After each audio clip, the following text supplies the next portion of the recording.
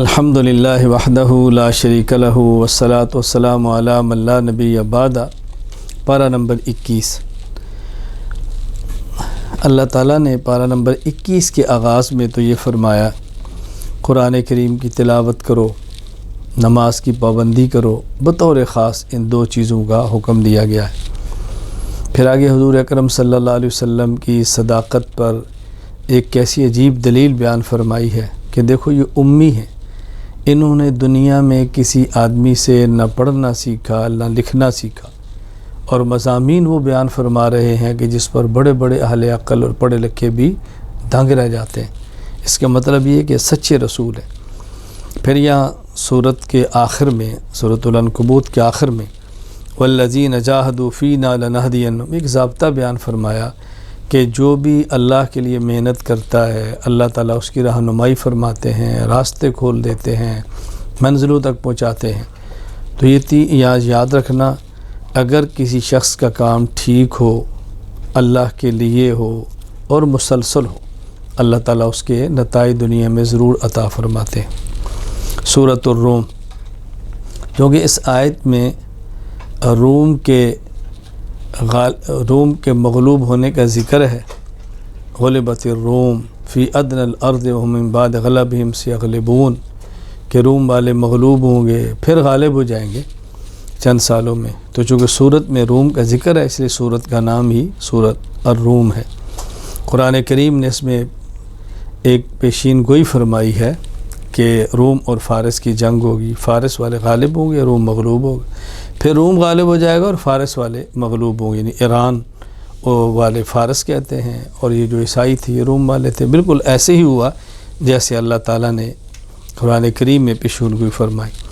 پھر اللہ تعالیٰ نے اپنے خالق ہونے کے عظمت کے دلائل بیان فرمائے ہیں، اور یہ بار بار اس کا ذکر ہوتا ہے قرآن کریم میں۔ اللہ تعالیٰ دلائل بیان فرماتے ہیں اور سمجھا کر اللہ تعالیٰ بار بار بیان فرماتے ہیں۔ دیکھو اللہ تعالیٰ نے تم میں سے عورتیں پیدا کی ہیں، تم میں سے سکون حاصل کرتے ہو، تمہارے درمیان محبت پیدا کی ہے، تمہارے درمیان شفقت پیدا کی ہے۔ پھر دیکھو اللہ تعالیٰ نے کیسی تمہیں زبان عطا فرمائی ہے، دن اور رات کی نعمتیں عطا فرمائی ہیں۔ تو یہ اللہ تعالیٰ اپنے نعمتوں کا ذکر فرمایا۔ پھر اللہ تعالیٰ نے مثال دے کر بات سمجھائی ہے کہ دیکھو تم اپنے مال میں کسی کو شریک نہیں کرتے تو اللہ تعالیٰ اپنے ملک میں کسی کو کیسے شریک کر سکتے ہیں۔ تو یہ مثال دے کر اللہ تعالیٰ نے شرک کو سمجھایا کہ غلط ہے، اس سے تمہیں بچنا چاہیے۔ پھر اللہ تعالیٰ نے اہل حق کے غالب ہونے کا ذکر فرمایا، فاصبر ان وعد اللہ حق، صبر کرو، برداشت کرو، انشاءاللہ اللہ کا وعدہ سچا ہے اور حق والے ہی غالب ہوں گے۔ سورہ لقمان، چونکہ سورت میں اللہ تعالیٰ نے حضرت لقمان کا ذکر فرمایا، بیٹے کو وصیت فرمائی، اس کا ذکر فرمایا، اس لیے سورت کا نام ہی سورہ لقمان ہے۔ حضرت لقمان دانا تھے، حکیم تھے، اللہ کے ولی تھے، لیکن نبی نہیں تھے۔ حضرت لقمان نے اپنے بیٹے کو سمجھایا کہ بیٹا نمبر 1 شرک کبھی نہ کرنا، معمولی سے معمولی شرک بھی ہو قیامت کے دن وہ آئے گا، شرک کبھی نہ کرنا۔ بیٹا احکام کی پابندی کرنا، تکبر کبھی نہ کرنا، اکڑنا تو نے نہیں ہے، اپنے اخلاق کو ٹھیک رکھنا اور امر بالمعروف نہی عن المنکر کرنا، نیک بات کی ترغیب دینا، برے کاموں سے روکنا، اور اگر اس میں کوئی تجھے تکلیف آ جائے تو ڈٹ جانا، برداشت کرنا۔ یہ نہیں کہ ہلکی سی تکلیف ہے تم امر بالمعروف نہی عن المنکر چھوڑ دینا، ایسا کبھی نہ کرنا۔ اور والدین کا ادب کرنا، والدین کا احترام کرنا۔ لیکن اگر والدین تجھے اللہ کے خلاف، اللہ کی معصیت اور گناہ کی بات کریں تو پھر والدین کی بات بھی نہ ماننا، یعنی والدین کی اطاعت کرنی ہے لیکن اللہ کی معصیت اور نافرمانی میں نہیں، اللہ کے حکم کو سامنے رکھتے ہوئے۔ سورہ لقمان کے آخر میں اللہ تعالیٰ نے بطور خاص 5 ایسی باتوں کا ذکر فرمایا۔ ویسے تو عالم الغیب اللہ کی ذات ہے، لیکن سمجھانے کے لیے بات فرمائی۔ ذرا یہ دیکھو، ان اللہ عنده علم الساعہ، قیامت کا علم اللہ کے پاس ہے۔ وَيُنَزِّلُ الْغَيْثَ، بارشیں اللہ برساتے ہیں، کب برسانی ہے، کہاں برسانی ہے، اللہ ہی جانتے ہیں۔ اور رحم کے اندر کیا ہے اللہ ہی جانتے ہیں۔ دنیا والے تو تب بتائیں گے جب کوئی چیز بن جائے گی۔ ایک نطفہ ہوتا ہے، راہ میں جاتا ہے، اللہ کے علم ہوتا ہے اس نے کل کو کیا بننا ہے اور کل کیا ہونا ہے، اللہ جانتے ہیں۔ کس بندے کی موت کب اور کہاں نہیں ہے اللہ جانتے. بطور خاص 5 مغیبات کا اللہ نے ذکر فرمایا. مومن کا ایک عقیدہ ہے کہ عالم الغیب صرف اور صرف اللہ کی ذات ہے. اللہ اپنے پیغمبر کو بھی جتنا بتائیں پتہ چلتا ہے، باقی جتنا نہ بتائے اس کا علم نبی کو بھی نہیں ہو سکتا. سورۃ السجدہ، اللہ تعالیٰ نے پہلے قرآن کریم کی حقانیت کو بیان فرمایا. ہاں، اس سورت میں چونکہ سجدہ کا ذکر ہے، سجدہ کرنے کا بھی ذکر ہے، اس لیے سورت کا نام ہی سورۃ السجدہ ہے. ابتدائی طور پہ قرآن کریم کی حقانیت بیان فرمائی کہ یہ قرآن ایک ایسا ہے جس کے اندر کوئی شک نہیں ہے، کوئی شک نہیں، لا ریب اور لا شک کتاب ہے. اس لیے اس قرآن کریم کے اندر بھی شک نہ کرنا. اللہ تعالیٰ نے اس صورت میں بھی اپنی وحدانیت اور اپنی توحید کے اللہ نے دلائل بیان فرمائے.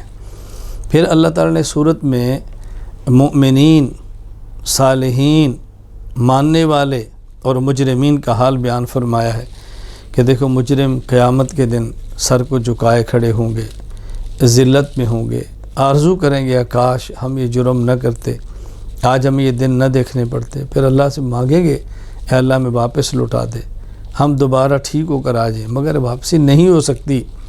اور مومنین، اللہ اکبر، ان کی آنکھیں ٹھنڈی ہوں گی، اللہ کے مہمان ہوں گے، اللہ کی نعمتوں سے لذت اٹھائیں گے.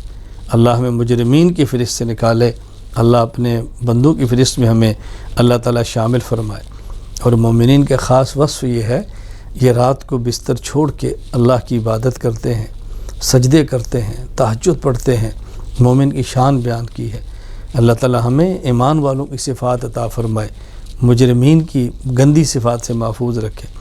سورۃ الاحزاب، احزاب حزبن کے جمع احزاب کہتے ہیں لشکروں کو، چونکہ آگے غزوہ احزاب کا ذکر ہے کہ وہ غزوہ خندق جس میں مشرکین سارے گروہ اکٹھے کر کے لائے تھے اسلام اور مسلمانوں کو مٹانے کے لیے، لیکن اللہ نے اسلام کو بھی فتح دی، مسلمانوں کو فتح دی. تو چونکہ احزاب کا ذکر ہے اس لیے اس صورت کا نام ہی سورۃ الاحزاب ہے. یہاں ابتدائی طور پہ 2 باتیں اللہ تعالیٰ نے جو سمجھائیں ہیں وہ اچھی طرح سمجھ لیں. ایک تو یہ کہ ایک انسان کے دل میں 2 دل نہیں ہوتے، ایک دل ہوتا ہے، اس میں خیال 2 آتے ہیں. کبھی لوگ کہتے ہیں جی میرا ایک دل یہ کرتا ہے اور ایک دل یہ کرتا ہے. یوں نہیں، یوں کہ میرے دل میں ایک خیال یہ آتا ہے اور ایک خیال یہ آتا ہے. پھر آگے مسئلہ بیان فرمایا ہے کہ منہ بولا بیٹا، اس کو والد کے نام سے پکارو، اس کو منہ بولے بیٹے کو منہ بولے باپ کے نام سے نہ پکارو.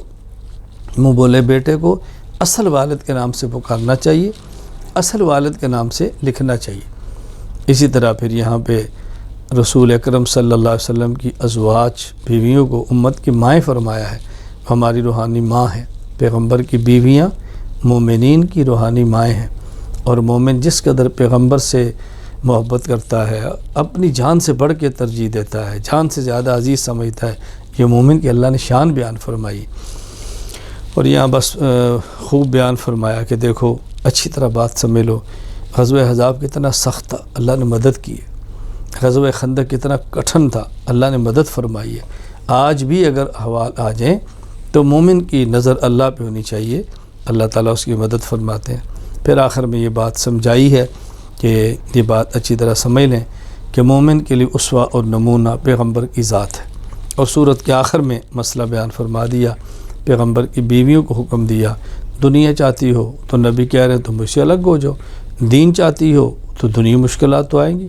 پیغمبر کی بیویاں تو پھر ہمارے حضور کی بیویاں تھیں نا، ان سب نے یا رسول اللہ ہمیں تو دنیا نہیں دین چاہیے، آخرت چاہیے، ہم نے دنیا کو کیا کرنا ہے.